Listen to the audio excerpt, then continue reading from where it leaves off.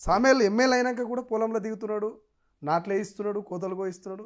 ఏంది ఇంకా బయటికి రాలేకపోతున్నాడా సామాన్యుడిగా? ఇంకొక మాట ఈడ మంచి ప్రశ్న శ్రీశైలం. ఉమ్, దాదాపు నన్ను ఇన్నాళ్ళు బతికిచ్చింది, దాదాపు 10-12 ఏళ్ళుగా నన్ను బతికిచ్చింది వ్యవసాయం. ఉమ్, నా సొంత పొలం కూడా కాదు, నేను కౌలు తీసుకొని చేస్తాను నేను. ఉమ్, కానీ మొన్న ఈ యాసంగి ఉమ్, నేను బాగా పంట పండిస్తాను నేను.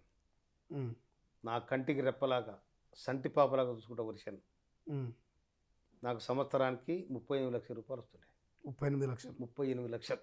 ఉమ్, 20 లక్షలు పోతే ఖర్చులు పోతే ఉమ్, నా జీతగానికి పొట్లెదరు పట్టు ఉమ్, కౌలు కూలీల నాటుకూలు ఉమ్, ఇత్తనము అన్నీ పోతే నాకు ఉమ్. 20 లక్షలు పోతే సంవత్సరానికి 18 లక్షలు మిగులుతుండే. ఉమ్, 18 లక్షలు మిగిలితే ఆ 18 లక్షలు నా డీజిలు, నా కారు, ఉమ్, నేను, నా మెయింటెనెన్స్ ఉమ్. ఎన్ని ఎకరాల పొలం వేస్తారే మొత్తం? దాదాపు 30 ఎకరాలు ఇస్తుంటే. 30 ఎకరాలు. 30 ఎకరాలు నాకు ఒక 3-4 ఎకరాలు నాది ఉంటుంది, తక్కినంత కౌలు తీసుకుంటాను. ఉమ్, నా సొంతానికి 3-4 ఎకరాలు ఉంటుంది అంతే. ఉమ్, 3 ఎకరాలు 4 ఎకరాలు కూడా ఉంటుంది, 14 ఎకరాలు ఉంటుంది అంతే. ఉమ్, ఉమ్, 3.5 ఎకరాలు అనుకో, ఉమ్, తక్కినంత కౌలు తీసుకుంటాను నేను. ఉమ్, అయితే ఆ పంట కూడా బ్యూరో పడితే కౌలు ఇచ్చేవాడు కూడా కలమని, ఉమ్.